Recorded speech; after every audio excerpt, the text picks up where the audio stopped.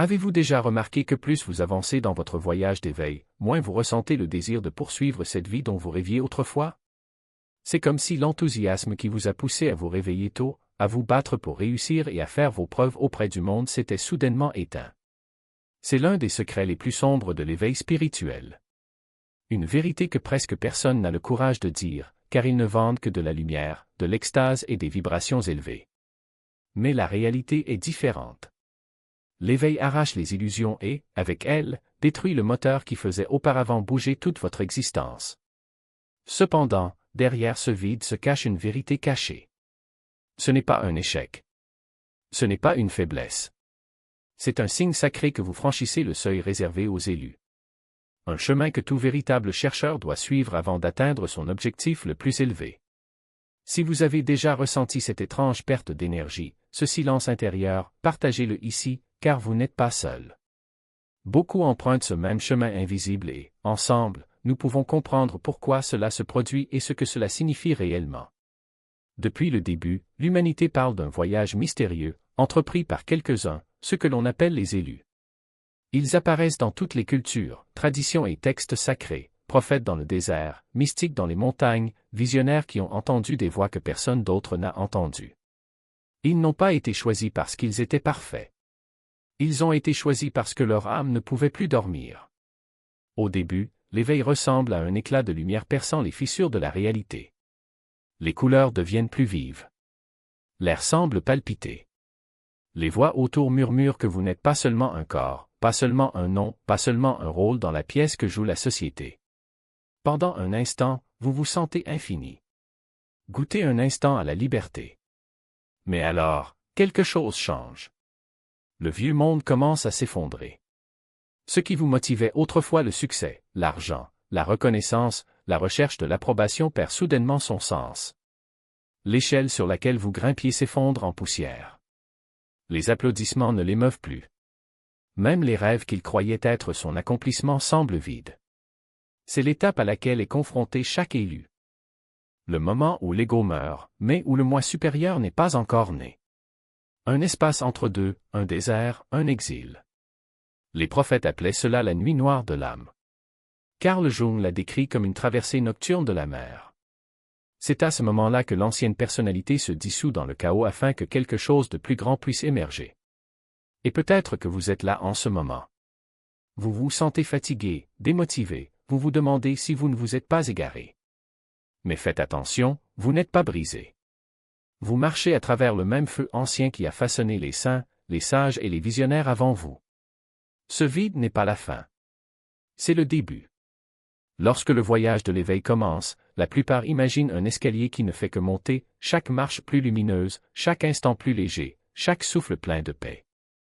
Mais ceux qui suivent le chemin des élus se rendent vite compte que la route est bien plus dangereuse. Car avant que l'éveil n'apporte la lumière, l'éveil amène l'effondrement. Réfléchissez bien. La vie que vous aviez avant l'éveil était construite sur des objectifs, des réalisations et la recherche constante de reconnaissance. Vous avez étudié, travaillé, lutté, rêvé d'un avenir où tout aurait enfin un sens. Sa motivation était alimentée par la faim de l'ego, le désir d'être quelqu'un, de faire ses preuves, d'être vu et validé. Et puis le réveil arrive comme un éclair dans une nuit silencieuse. Soudain, l'illusion se brise. Tous ces objectifs qui semblaient si importants semblent désormais creux. La promotion au travail n'a plus d'importance. Les applaudissements des autres semblent superficiels. Même les plaisirs qui vous faisaient vivre autrefois l'argent, le statut, les relations perdent leur sens. Et voici la douleur cachée, sans ces motivations anciennes, la vie peut sembler vide. Le réveil le matin devient pénible. Le monde semble fané, même si vous croyez que l'éveil vous ferait tout voir plus lumineux. Vous vous demandez peut-être, qu'est-ce qui ne va pas chez moi? Pourquoi ai-je l'impression de ne plus me soucier de rien? Carl Jung a mis en garde à ce moment précis. Il appelait cela la mort de l'ego, l'effondrement du faux soi. L'identité qui le soutenait autrefois, son nom, son travail, ses ambitions s'effondrent. Et dans les décombres, vous retrouvez l'ombre, les parties oubliées de votre âme. Ce n'est pas de la paresse. Ce n'est pas un échec. C'est le désert sacré de l'esprit. Chaque mystique, chaque prophète, chaque âme élue est passée par ce vide. C'est le côté obscur de l'éveil, le fossé entre qui vous étiez et qui vous devenez. La question n'est pas « pourquoi cela m'arrive », mais plutôt « qu'est-ce qui attend de naître dans ce silence ?»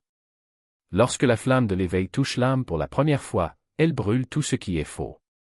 Au début, on ressent une explosion de lumière, de synchronicité et de révélation. Mais à mesure que cette lumière s'installe, quelque chose d'autre se produit.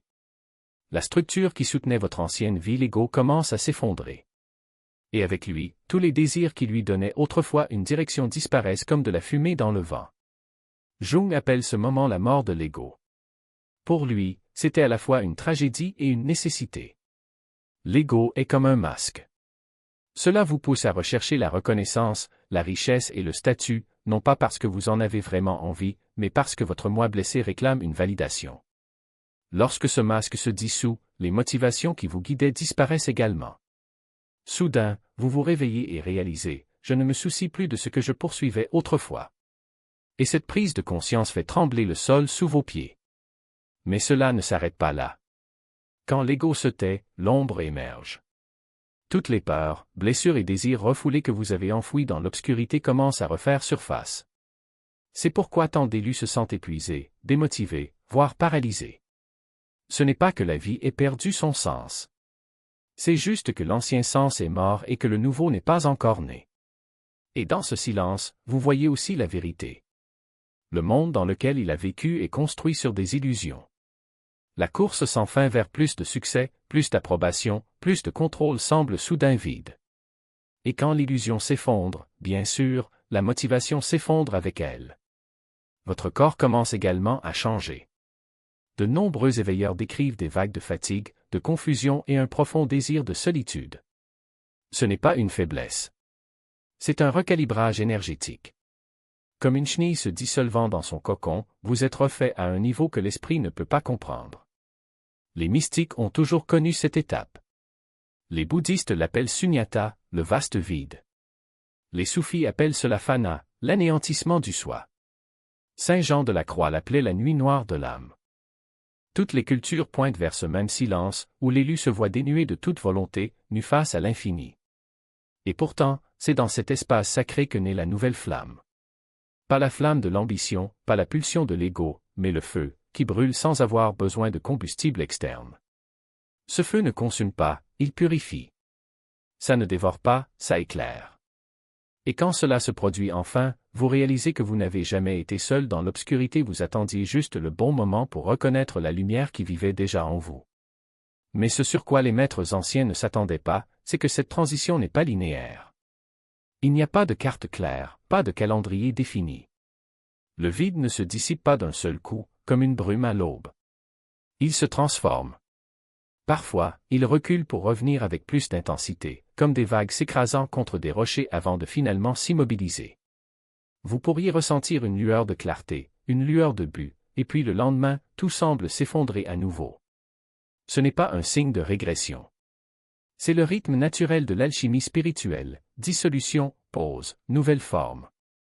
Les soufis décrivent ce mouvement comme le baka, l'état qui suit le fana, le maintien dans le divin après l'anéantissement du soi. Les bouddhistes parlent de tathata, de l'état tel, la pleine acceptation de ce qui est, sans résistance. Saint Jean de la Croix l'appelait la nuit illuminée, le moment où l'âme, déjà purifiée, commence à recevoir les premiers rayons de la grâce. Dans toutes les traditions, le message est le même, ce qui semble être une fin est en réalité un portail. Et ce qui semble vide est en fait un ventre cosmique, où la prochaine version de vous est tranquillement tissée. Mais comment distinguer ce vide sacré du simple épuisement? Comment savoir si vous êtes au seuil d'une renaissance ou si vous êtes simplement épuisé par les exigences du monde? Voici la clé, le vide de la transformation n'est pas stérile. Ça pulse. Même lorsqu'il semble mort, il y a en lui un courant de vie sous-jacent, une quiétude qui n'est pas absence mais pure présence. Vous ne ressentez peut-être pas de motivation, mais vous ressentez une étrange paix. Il n'a peut-être pas de réponse, mais il ne ressent pas d'angoisse. C'est comme être dans un désert et remarquer soudainement que le vent transporte une odeur de pluie, quelque chose de nouveau arrive, même si vous ne voyez pas encore les nuages. Et puis, au moment où on s'y attend le moins, le premier signe apparaît. Il peut s'agir d'un mot qui résonne dans votre esprit, d'un rêve récurrent, d'une rencontre inattendue qui semble porter un sens profond. Les mystiques appellent ces signes des synchronicités, des événements qui ne sont pas des coïncidences mais des messages venus de l'invisible. Carl Jung les considérait comme le langage de l'inconscient collectif, des fils qui relient l'individu au tissu plus vaste de l'existence. Pour les élus, ces signes sont comme des étoiles guidant un navire dans l'obscurité. Ils n'éclairent pas tout le chemin, mais ils indiquent la bonne direction. Vous commencez à remarquer des modèles. Un animal qui apparaît à plusieurs reprises dans votre vie, un oiseau, un loup, un serpent n'est pas un hasard mais un symbole. Les peuples anciens savaient que les animaux sont des messagers du sacré, chacun porteur d'une leçon. Le corbeau, par exemple, est associé à la transformation, la chouette, à la sagesse cachée, le lion, à la puissance intérieure. Lorsque l'un d'eux croise votre chemin avec insistance, c'est comme si l'univers vous murmurait « Regardez ça ». Cela fait partie de votre histoire. Un autre signe, ce sont les chiffres. Des séquences comme 11h11, 222 ou 444 ne sont pas de simples répétitions aléatoires. En numérologie sacrée, chaque chiffre est porteur d'une vibration, d'un message. 11, par exemple, est le nombre de maîtres, d'une grande intuition. Le 22 est le constructeur, celui qui transforme les rêves en réalité. Lorsque ces chiffres apparaissent à des moments cruciaux, c'est comme si le temps se pressait pour attirer votre attention. Ne les ignorez pas, écrivez-les. Demandez-vous, qu'avez-vous pensé ou ressenti lorsque vous les avez vus? Souvent, la réponse est déjà en vous. Et il y a des rêves. Les rêves des élus ne sont pas courants. Ils sont vifs, symboliques, chargés d'émotions. Vous pouvez rêver d'eau, une rivière, un océan, une inondation et vous réveiller avec le sentiment que quelque chose en vous est emporté ou renouvelé. Ou bien vous pouvez rêver de voler, non pas comme un oiseau, mais comme si tout votre corps était fait de lumière, et vous réveiller avec une étrange légèreté dans votre poitrine. Ces rêves ne sont pas aléatoires. Ce sont des messages provenant de votre moi supérieur, des fragments d'une carte que vous seul pouvez déchiffrer. Mais voici le défi, ces panneaux ne sont pas accompagnés d'un manuel d'instruction. Ils nécessitent de développer une nouvelle façon d'écouter, une attention qui dépasse la logique. L'ego veut des explications claires, des réponses immédiates. L'esprit, cependant, parle en métaphores, en symboles, en couches de sens qui se révèlent peu à peu. Par conséquent, de nombreux élus traversent une période de confusion, ils sentent que quelque chose change, mais ils ne peuvent pas nommer quoi. C'est comme être dans une pièce sombre et soudain quelqu'un allume une bougie.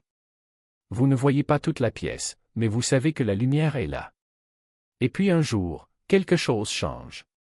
Pas un grand événement, mais une petite étincelle.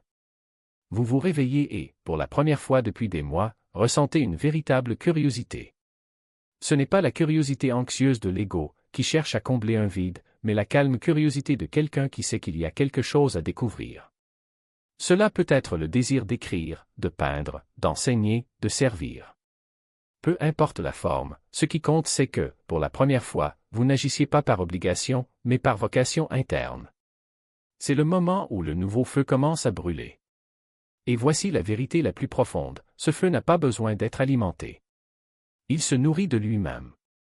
Cela ne dépend pas de circonstances extérieures ou de validation. Il est la pure expression de son essence, la flamme qui brûle parce que c'est sa nature de brûler. Lorsque vous le trouvez, vous réalisez que vous n'avez jamais été perdu. J'attendais juste le bon moment pour me rappeler qui tu es vraiment. Mais attention, cette renaissance n'est pas un retour à ce que vous étiez avant. Il ne s'agit pas d'une restauration, mais d'une réinvention. Vous ne redeviendrez pas une personne motivée, ambitieuse et pleine de projets. Vous devenez quelque chose de nouveau, quelqu'un qui n'a pas besoin de motivation parce que vous êtes déjà en mouvement, quelqu'un qui ne cherche pas de but parce que vous l'incarnez déjà. Le vieux « moi » est mort pour que le vrai « moi » puisse naître. Et quand cela arrive, on comprend pourquoi les mystiques ont toujours parlé de ce processus en termes de mort et de résurrection. Parce que c'est exactement cela, une mort symbolique, suivie d'une naissance dans une vie qui transcende le temps. Vous cessez d'être un individu luttant pour trouver un sens et devenez un canal du divin. Non pas parce qu'il est devenu parfait, mais parce qu'il est devenu authentique. Donc, si vous en êtes à ce stade, si vous ressentez le vide, si vous voyez les signes, si vous entendez les murmures, sachez que vous n'êtes pas seul. Des milliers d'élus ont déjà vécu cela. Certains sont devant vous, d'autres à vos côtés, et beaucoup sont encore à venir. Ce qui compte, c'est que vous soyez exactement là où vous devez être. Le désert n'est pas une punition. C'est l'endroit où germent les graines les plus résistantes. L'obscurité n'est pas une fin. C'est l'espace où la lumière peut enfin être vue. Et lorsque la nouvelle flamme s'allumera et ce sera le cas, vous regarderez en arrière et comprendrez. Chaque instant de doute, chaque nuit de silence, chaque signe apparemment insignifiant faisait partie d'un plan plus vaste. Un plan qui n'a pas été conçu par vous, mais pour vous. Et puis, pour la première fois, vous sourirez dans le vide. Parce que vous saurez qu'il n'a jamais été vide. C'était juste l'espace sacré où se produit le miracle.